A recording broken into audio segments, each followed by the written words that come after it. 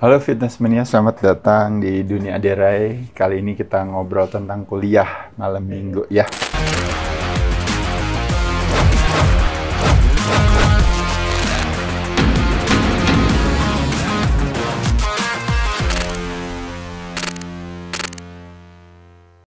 Ada satu keunikan yang saya sering cerita ya sama teman-teman ya. Kalau apa bedanya antara manusia dengan hewan, tumbuhan, dan binatang ya.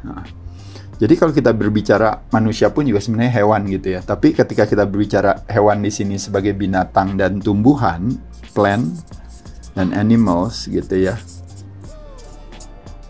Kita kadang punya satu kecenderungan untuk kita bilang bahwa kalau secara derajat kita lebih tinggi daripada ini karena kita memiliki yang namanya akal, budi, dan pikiran.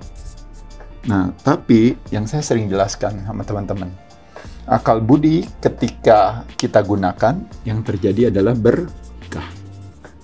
Tapi akal budi yang menggunakan kita, akhirnya menjadi musibah. Nah, maksudnya kalau akal budi menggunakan kita itu biasanya dikenal dengan apa namanya? Yang tidak pernah terjadi pada hewan dan binatang. Yaitu adalah stres. Stres terhadap apa? Terhadap event kejadian sehari-hari.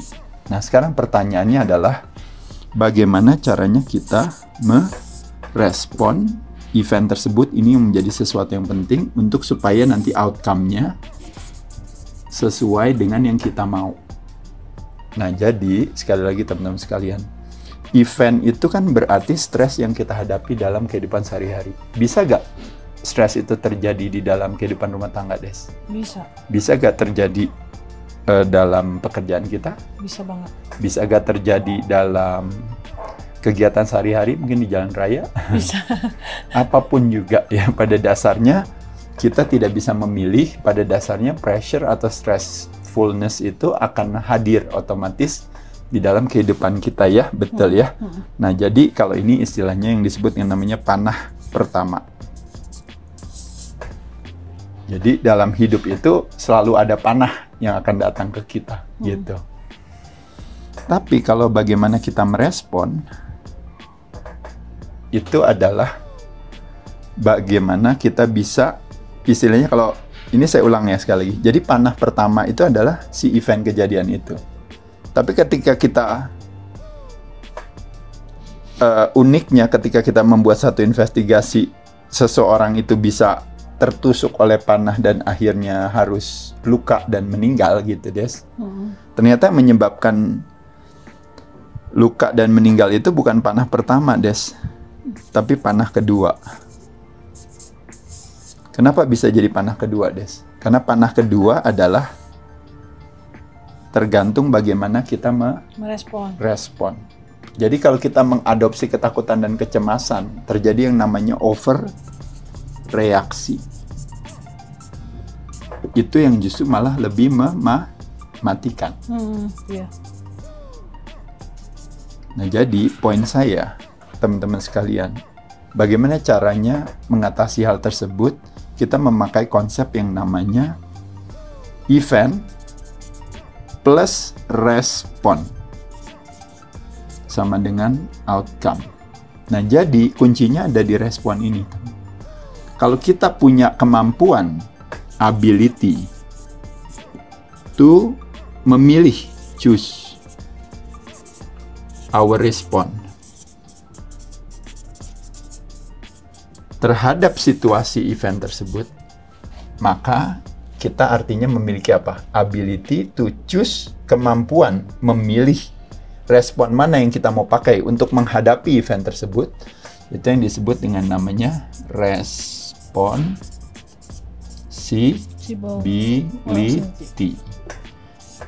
Bahasa Indonesianya apa? Tanggung jawab. Jadi kita orang yang bertanggung jawab, orang yang proaktif, pasti selalu mampu untuk punya kemampuan merespon dibandingkan mereaksi. Maksudnya apa, teman-teman sekalian? Yang saya sering katakan, apa bedanya reaksi dan respon, Des? Kalau aksi, langsung reaksi, betul gak? Iya. berarti dia cepat aja. Spontan ya. Spontan, betul. Ya hopefully kalau ternyata spontannya ada istilahnya namanya spontaneous right action gitu ya. Reaksinya ternyata benar gitu. Tapi kebanyakan sering kalau kita langsung bereaksi bisa jadi lebih banyak salahnya atau sesuatu yang nanti akhirnya kita sesalkan. Betul ya Des ya? Betul, ya. Nah jadi sekali lagi membedakan antara reaksi dan responsi adalah ketika responsi itu ada yang namanya jeda. Maksudnya apa? Maksudnya ketika terjadi sesuatu event, kegiatan, yang kita lakukan adalah melakukan yang namanya STOP, stop dulu. S mean stop. Jangan melakukan tindakan apa-apa, diam aja dulu. T means tarik napas. Ketika kita tarik dan buang nafas, tarik nafasnya biasanya berapa Des? Yang gampang aja. 4 detik buang, inhale, 4 detik, outhale. Tarik nafas 4 detik, buang detik. Tarik nafas 4 detik, buang nafas 4 detik. Atau istilahnya, tarik nafas dalam untuk bisa kita buang nafas panjang. Nah, ketika buang nafas panjang bisa lewat dari 4 detik, bisa sampai lebih lama lagi, 5 detik dan sebagainya. Kita mengaktifasi yang namanya parasympathetic nervous system. Atau yang dikenal dengan namanya relax response. Relax response itu mengaktifasi apa, Des? Rest and digest. Atau feed and breathe kalau orang bilang. Jadi kita punya kemampuan untuk tumbuh dan berkembang kalau nafas kita tenang. Nah, ketika kita nafas tenang juga, berarti biasanya kita tidak akan salah dalam bereaksi. Karena apa? Karena ketika kita tarik nafas sejenak, pada saat itulah terjadi apa? Terjadi opsi cara pandang yang menguatkan hati, opsi cara pandang yang melemahkan hati. Nah, dari situ Desi bisa nggak memilih antara opsi yang menguatkan dan melemahkan, mau pilih yang mana? Bebas kan? Bebas. Nah, itu yang disebut yang namanya observasi. Observe. Nah, ketika kita udah tahu saya mau memilih yang mana, pada saat itu baru disebut yang namanya proceed. Artinya silahkan dilanjutkan. Mau ngapain? Jadi, respon apa yang mau kita pakai untuk menghadapi event ini. Nah, bayangin kalau kita langsung bereaksi aja, terjadi yang namanya overreaksi. Kayak kemarin pada saat musim infeksi, ya kan langsung overreaksi. Akhirnya jadi panik sendiri. Betul. Penyakitnya berkontribusinya cuma 30%, tapi ketakutan dan paniknya berkontribusinya 70%. Nah, akhirnya yang mematikan kita panah 1 atau panah 2? Panah kedua. Ya. Paham kan? Nah, jadi maksudnya di situ kita menjadi orang yang responsibel itu ketika kita menghargai sebuah yang namanya jeda. Jadi paham ya sekali lagi ya teman-teman sekalian. Nah, jadi ini yang disebut dengan kita being responsible. Nanti teman-teman kalau juga pernah belajar tentang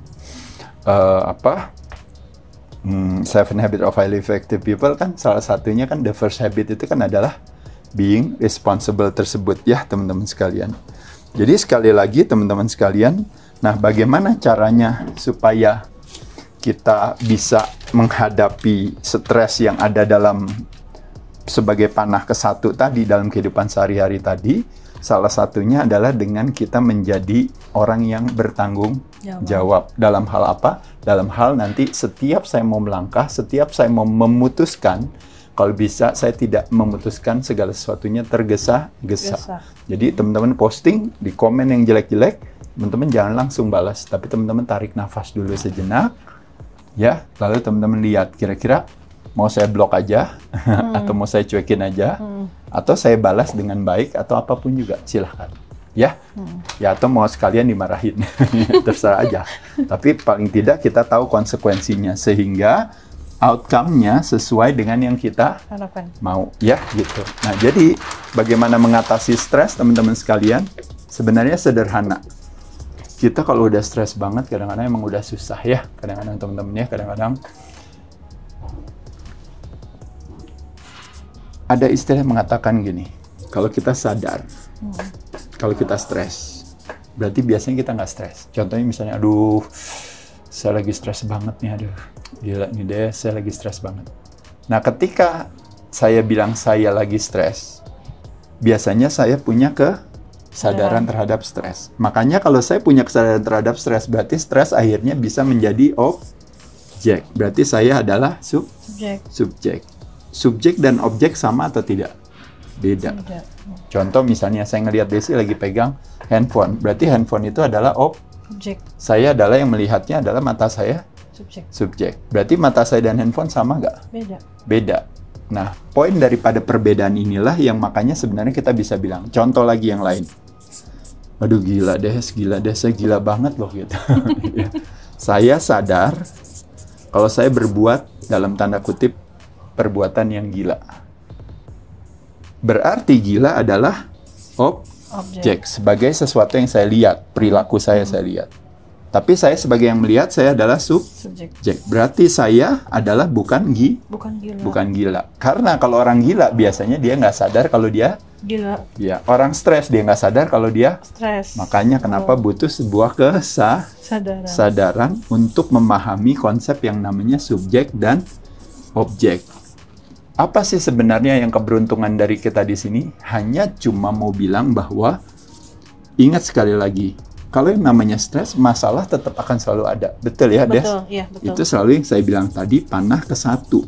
Itu nggak bisa di apapun juga. Kita pasti punya permasalahan pada saat kita belum married. Pasti punya permasalahan pada saat kita married. Kita punya permasalahan pada saat kita miskin. Kita juga permasalahan pada saat kita lebih sejahtera. Kita punya permasalahan pada saat dulu kita nggak punya anak. Punya permasalahan pada saat kita punya anak. Betul. Paham ya? Jadi permasalahannya mah ada aja terus di mana. Tapi bagaimana how kita merespon. Ya, nah, betul. untuk kita bisa merespon hal tersebut, makanya kenapa kita jangan cepat panik dulu. Ketika segala sesuatu ada, this too shall pass katanya. This too shall pass gitu ya. Shall atau will maksudnya pass. Maksudnya adalah apa? Ini juga akan lewat gitu kok katanya. Nggak mau sesusah apapun kita, ini juga akan lewat kok gitu ya. Nah, kalau bahasanya orang Indonesia selalu bilang apa, Des? Yang paling gampang.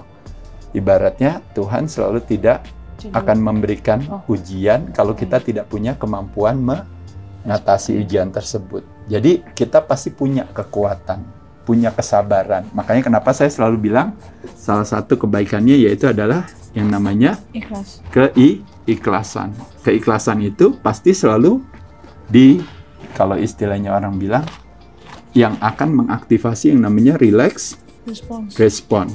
Kenapa keikhlasan hubungannya dengan relax respon? Karena ketika kita ikhlas, biasanya napas kita panjang dan pelan. Aktivasinya rest and digest. Kita menjadi orang yang bertanggung jawab pada saat kita punya sebuah keikhlasan. Tapi ketika kita tidak punya keikhlasan, maka kita didominasi oleh stress respon.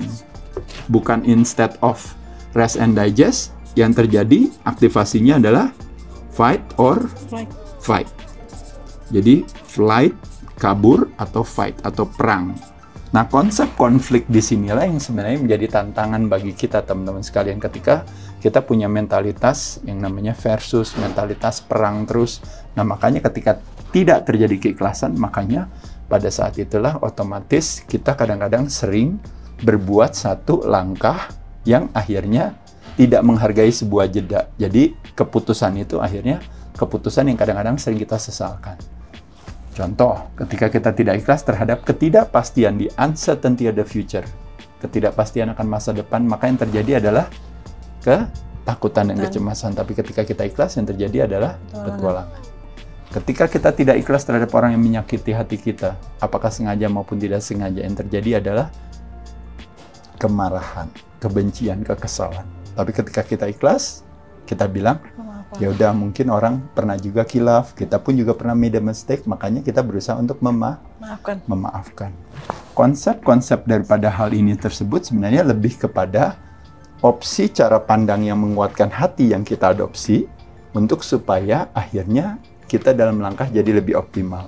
Ingat sekali lagi teman-teman, kalau kita berbicara otak kita terbagi atas 3, ada yang disebut dengan namanya reptilian, ada yang disebut namanya limbik, ada yang disebut dengan yang namanya intelek.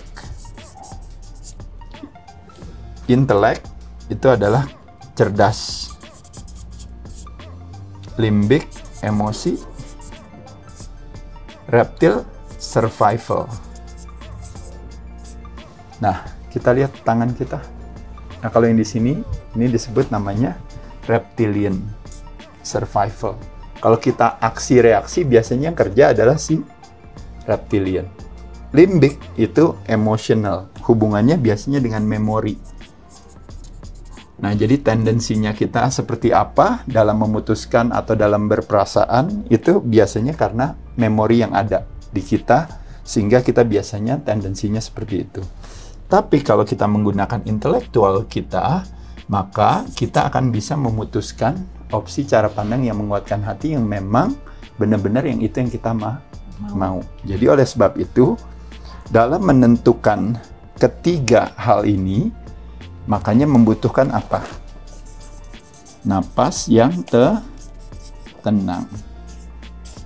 Nah, dengan nafas yang tenang, paling tidak minimal tarik nafas 4 kali, buang nafas lewat dari 4 detik, maka pada saat itu kita mengaktifasi yang namanya relax respon yang menjadi pandu. Nah, teman-teman, sekali lagi kita lihat nih di sini ya. Jadi, contoh yang paling gampang. Aduh, lapar, kepengen makan, udah apa aja. Akhirnya makan pizza. Pada saat kita makan pizza, ini cuma contoh aja, ini intermezzo lah. Ya, nanti teman-teman bisa praktekkan dalam hal yang lain. Ketika kita kalap makan pizza, karena kita lapar, jadi survival brain yang teraktivasi. Ya. Saya mau makan pizza aja lah hari ini. Kenapa? Karena saya ingat zaman dulu, waktu itu saya sama ibu saya tiap kali kalau sore-sore kalau hujan kadang-kadang paling seneng apa makan pizza gitu ya. Jadi ada memori makan pizza di sana ya gitu. Nah, kalau menggunakan intellectual brain, satu potong pizza itu kurang lebih sekitar ada mungkin 200 kilokalori ya, atau sampai 300 ya gitu ya. Nah, nanti kalau seandainya saya sekarang lagi kelebihan berat badan, saya mau nurunin berat badan, tapi yang ada saya konsumsi karbo yang berlebihan. Kalau karbo naik, nanti insulin hadir, potensi disimpan dalam sel lemak tinggi. Ya udah deh, saya makannya dikit aja. Nah, pada saat itu saya menggunakan si intellectual brain kita. Nah, semua yang kita bisa, kalau intellectual brain kita hanya akan bisa pakai pada saat nafas kita tenang. Tapi ketika nafas kita tersengal-sengal dan cepat, nah pada saat itulah kita hanya akan memakai tendensi itu. Bersyukur kalau tendensi survival itu adalah tendensi yang tadi saya katakan. It's a right spontaneous action gitu, nggak apa-apa. Tapi kebanyakan is a wrong spontaneous reaction gitu, problemnya itu. Jadi kurang lebih kira-kira itu teman-teman sekalian. Jadi sekali lagi saya cuma mau bilang sama teman-teman, hati-hati dengan yang namanya, kalau istilahnya bagaimana kita bersikap terhadap sebuah kejadian. Yang utama menurut saya adalah teman-teman ya, gimana caranya kita tenang dalam menghadapi kejadian, yaitu adalah dengan cara kita tarik nafas yang lebih tenang, menghargai sebuah jeda. Dengan menghargai sebuah jeda, maka kita akan menjadi orang yang responsible.